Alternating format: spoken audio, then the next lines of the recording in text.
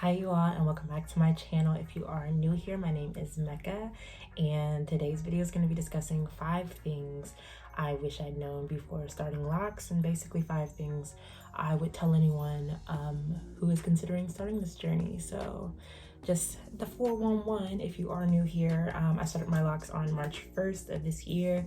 They are DIY. My mom installed them. We didn't follow any grid. She didn't really watch any of the videos I sent her, so it's completely kind of freehand.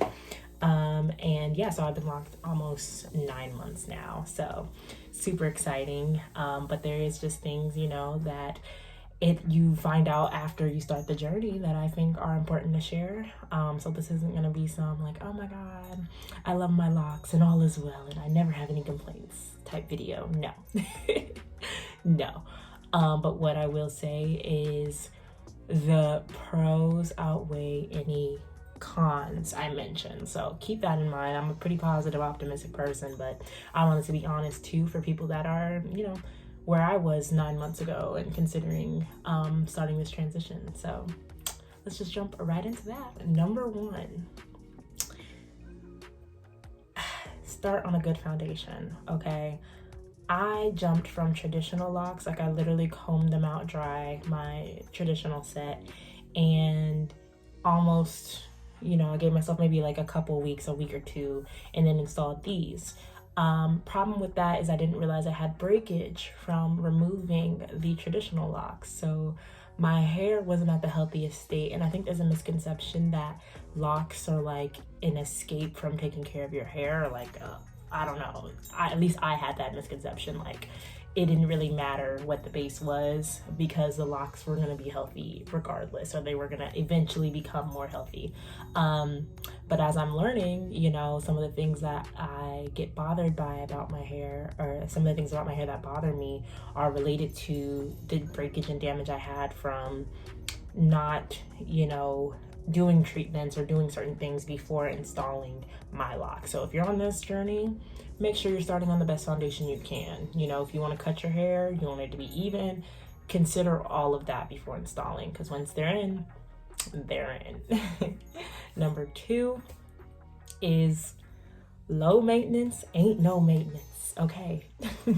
And what I mean by that is when your hair is marrying at the roots during a retie, or you notice that, that's still a maintenance process that you have to equate into your time and your schedule and your journey with locks. So I think for me, even though I had a traditional set, I was still kind of like under the illusion that they would just, I'd have my reties, I'd wash, and that was it. And there shouldn't be any problems. But as I learned, I still have shedding, which is something, you get with loose natural hair. I still have, the knotting at the roots. That's a form of tangling. So those things don't just disappear just because your hair is in this state. And I think that's something that's important to keep in mind before you embark on this journey. Number 3, third thing I wish I knew is shrinkage is not a straight line, okay? Shrinkage is not a straight line. It is more of a roller coaster, okay? Like some months, some weeks, my hair would be shrunk. Some days it would look like it got longer than install day. Other days shrink right back up. And so just realizing that the shrinkage that people talk about in their videos is a wave. It is a roller coaster. It is a constant. It is not something that just happens and then you're just blossoming from there. Like for me, that at least that wasn't the case. And I don't know if it's something to do with my 4C texture or what, but shrinkage has so far been a roller coaster, not a straight line, okay? And that's something for someone like me who really wants long hair. Like I want my locks down to my butt, okay? Like that's the goal. So just consider that your shrinkage is gonna come at every stage of this process. Every month so far has had different types of shrinkage. My hair has looked literally different every single month. So be prepared for that. It's humbling. It's humbling. I'm getting used to myself with such short hair, and it's just something to be cognizant of. Number 4, the 4th thing I would have wanted to know, should have considered, is sizing. like I said, these were installed by my mom. She had never done locks before. I had watched a few videos, but I still wasn't sure. I didn't really know that I didn't have as thick of hair as I thought I did. So going back in time, I probably actually would have done these a little bit smaller. And I say that because I wanted my hair to be really, really full. And with the different lengths of my hair, and with the fact that I might have thick strands, but fine, I don't know how to explain it, but like my hair isn't thick and dense. It is just like the strands are thick and it's a kinky texture, but I don't actually have that thick of hair. So I actually would have done these a little bit smaller had I known. So that just kind of goes back to the checking your foundation tip.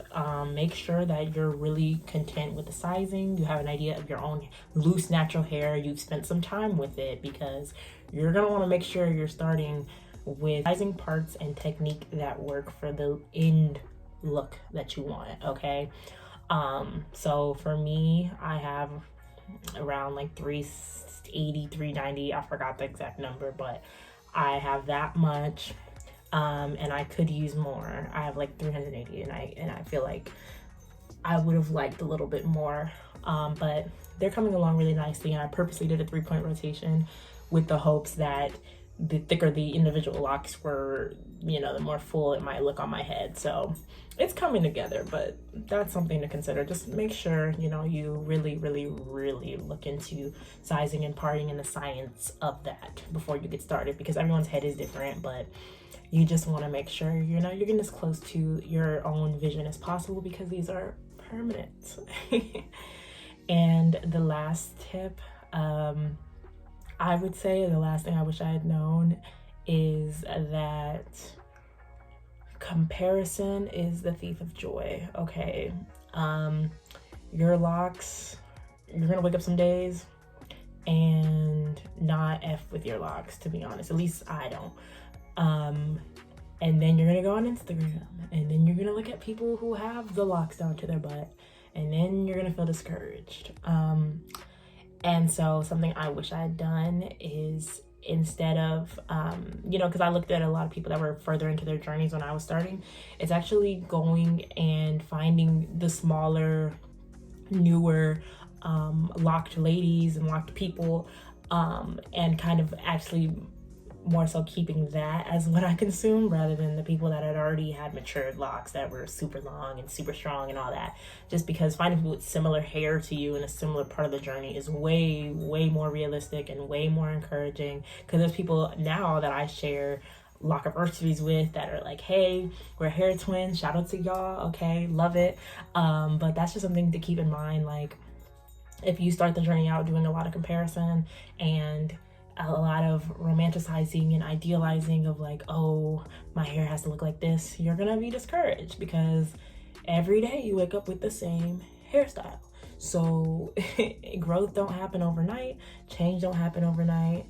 And that's just something you can never really plan for until you've already been in the journey. So oh, bonus, baby, I wish I had colored my hair before.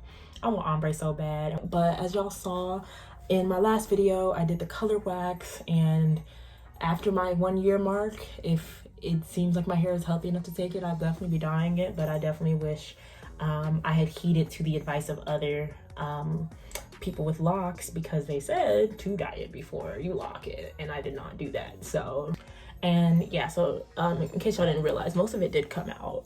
By the way, I did have some buildup a little bit like in these, but it's mostly gone.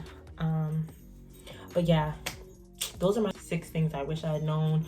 I'll be doing more of these because I feel like there's still so much I'm learning and still so much I have yet to discover on this journey. But if this is something that helped you, or if you have additional comments, please let me know below. And otherwise, please stay tuned and subscribe for more content like this. Bye guys.